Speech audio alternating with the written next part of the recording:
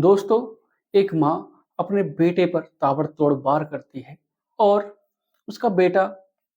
उससे भीख माँग रहा था और माँ के सिर पर खून सवार था। वो कुछ नहीं सुनती है और ना ही कुछ देखती है और कुल्हाड़ी उठाती है और अपने बेटे के सर पर ताबड़तोड़ वार कर देती है और उसका बेटा एक ही वार में ज़मीन पर गिर जाता है। और उसके बाद माँ अपने ही बेटे के 5 टुकड़े करती है और फिर टुकड़े करने के बाद सोचती है कि अब मैं इसका क्या करूँ? कैसे? ये तो सबको पता चल जाएगा और फिर मुझको जेल हो जाएगी। दोस्तों,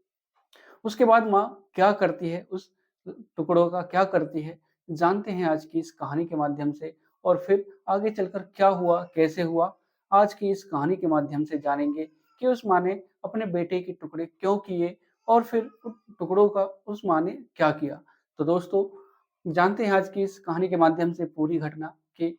क्या-क्या उस माँ ने अपने बेटे के साथ क्या किया। तो दोस्तों, अगर आप मेरे चैनल पर नए हैं, चैनल को सब्सक्राइब करें, वीडियो को लाइक करें, शेयर करें, कमेंट करें और बेल आइकन ज़रूर दबाएँ, जिससे कि मेरे आने वाली हर एक वीडियो आप तक पहुँच सके और आप इसी प्रकार क्राइम से रूबरू हो सकें। तो दोस्तों, चलते हैं आज की इस कहानी के माध्यम से जानते हैं पूरी घटना। नमस्कार दोस्तों, मैं अनुज आज आपके लिए जो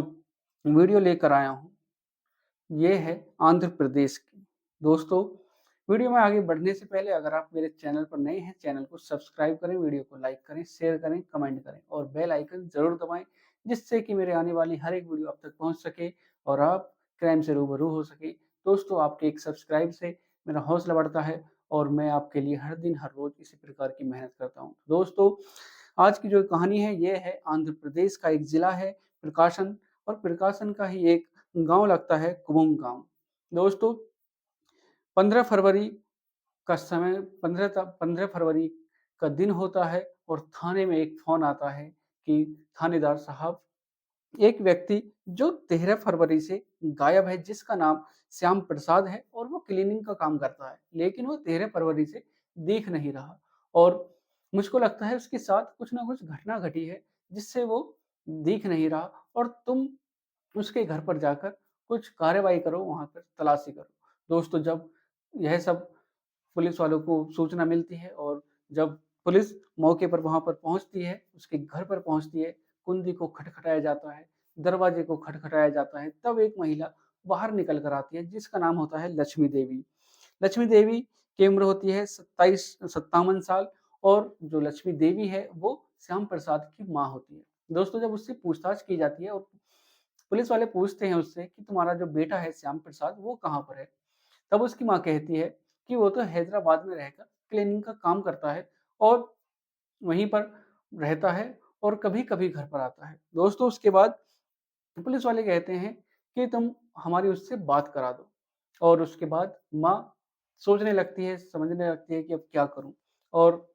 उसके बाद जब माँ उसके फ़ोन नंबर दिया जाता है, पुलिस वालों को फ़ोन करते हैं तो फ़ोन नंबर स्विच ऑफ जाता है। उसके बाद जब पुलिस घर में अंदर प्रवेश करती है और देखते हैं तो वहाँ पर खून पड़ा होता है, तब उसकी माँ से पूछा जाता है, लक्ष्मी देवी से पूछा जाता है कि ये खून के धब्बे यहाँ पर कैसे? तो उसकी माँ कहती है, लक्ष्मी देवी कहती है कि यहाँ पर मैंने मुर्गा काटा था, उसी के ये खून के धब्बे हैं और जब पुलिस लक्ष्मी देवी से सख्ती से कार्रवाई पूछती है, पूछताछ करती है, तब भी वो कहती है कि ये मुर्गे के ही निशान हैं, मुर्गे के खून के निशान हैं, उसी को मैंने काटा था। और जब पुलिस वाले उस सैंपल को उठाते हैं और सैंपल जब भेजा जाता है, तो उसमें जो साफ हो जाता है कि ये जो खून है, ये इंसान का है, किसी व्यक्ति का है। और जब पुलिस उसको गिरफ्तार करती है, उससे पूछताछ करती है, तब पुलिस वाले कहते हैं कि हमको सब कुछ पता चल गया है, तुम साफ-साफ बता दो कि तुमने अपने बेटे के साथ क्या किया है? और तब जो लक्ष्मी देवी है, वो जब पूरी कहानी बताती है, तो सबके पैरों के तले से ज़मीन खिसक जाती है कि आखिर एक माँ ऐसा कैसे कर सकती है? अपने ही बेटे की हत्या कैसे कर सकती है, वो भी इतनी बेरहमी के साथ? दोस्तों, जब लक्ष्मी देवी पूरी कहानी बताती है, तो वो कहती है कि 27 साल का जो मेरा बेटा है, जिसका नाम श्याम प्रसाद है, उस वो बहुत ही गलत संगत में पड़ गया और जो उसके कारनामे होते हैं, वो बहुत ही गलत करता है। अब से कुछ साल पहले वो अपनी मौसी के यहाँ पर जाता है और मौसी के वहाँ पर उसने अपनी मौसी के साथ छेड़खानी की और जब मुझको यह सब पता चलता है, तो मुझे बहुत गुस्सा आता है और फिर वो दूसरी मौसी के वहाँ पर पहुँचता है। हैदराबाद में जब वो जाता है, तो वो उनसे भी छेड़छाड़ करता है और फिर उसके बाद खम्भ में छेड़खानी करता है अपनी मौसी के साथ 10 फरवरी को। और जब उनके साथ वो छेड़खानी करता है, तो रेप करने की कोशिश करता है, उनके साथ बदसलूकी करता है और उसने कैसे जैसे करके अपनी जान बचाई, अपने आप को बचाया और जब यह सूचना उसके घरवालों को मिलती है, उसके मामा को मिलती है और जो फूफा-बूआ सबको मिलती है, सब उसके घर पर आ जाते हैं और उसको बुरा-भला कहना शुरू कर देते हैं और उसके साथ मार-पिटाई करते हैं और मार-पिटाई इतनी हो जाती है कि उसकी माँ गुस्से में अपने जो गुस्से पर काबू नहीं कर पाती है और फिर कुल्हाड़ी उठाती है और कुल्हाड़ी उठाकर अपने बेटे के सिर पर वार कर देती है, क्योंकि वो इतनी सब कुछ इतना सहन कर रही थी इतने दिनों से उसका बेटा हर दिन, हर रोज़ कुछ ना कुछ गलत काम कर रहा था और कभी किसी के साथ छेड़खानी करना, कभी किसी के साथ वो अपने बस से बाहर चला गया था और उसके सिर पर सिर्फ़ और सिर्फ़ यही दिखता था कि किसके साथ मुझे छेड़खानी करनी है, किसके साथ क्या करना है। और जब उसने अपनी मौसी के साथ छेड़खानी की, तो मुझे यह बर्दाश्त नहीं हुआ और मैंने जब सब रिश्तेदार हमारे घर पर आए हुए थे, सब उसके साथ बदसलूकी करते हैं, मारते हैं, पीटते हैं और तब भी वह नहीं मानता है और जब मैं कुल्हाड़ी उठाती हूँ और कुल्हाड़ी उठाकर उसके सिर पर वार करती हूँ, तब वो ज़मीन पर गिर जाता है, भीख माँग रहा था और उसके बाद मुझ पर उस पे दया नहीं आती और फिर मैं उसके टुकड़े-टुकड़े कर देती हूँ और जब वो मर जाता है, उसकी हत्या हो जाती है, तो सब सोचते हैं कि अब इसका क्या करें, कैसे करें? इस लाश को जलाएँ, दबाएँ या फेंकें, क्या करें? तब मैं जो आए हुए थे मेरे भाई और वो सब मिलकर हम उसके 5 टुकड़े करते हैं और 3 बोरियों में उसको डालते हैं। 3 बोरियों में डालने के बाद हम उसको जो नदी है, नहर है, उसके पास जाते हैं और उस नकला गंडी एक नदी है, नहर है, उसमें हम उसको फेंक देते हैं। दोस्तों, उसके बाद जब उस लक्ष्मी देवी अपनी पूरी कहानी बताती है, तब पुलिस वहाँ पर पहुँचती है। क्या पता उसको कुछ और मिल जाए, लेकिन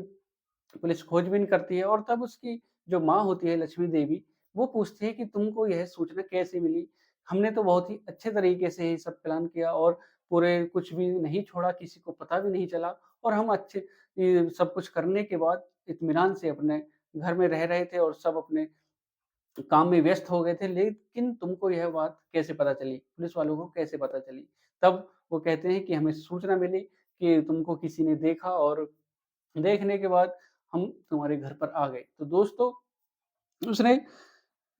अपनी जो बेटा था उसके 5 टुकड़े किए और 5 टुकड़े किस लिए किए? क्योंकि उसका जो बेटा था वो आए दिन कुछ न कुछ हरकत करता रहता और कभी किसी के साथ बदतमीज़ी, कभी किसी के साथ छेड़खानी और कभी किसी के साथ रेप की करने की कोशिश करता और माँ उससे परेशान हो गई कि ऐसा बच्चा किसी को ना दे, अगर दे तो एक ढंग का बेटा दे दे और नहीं तो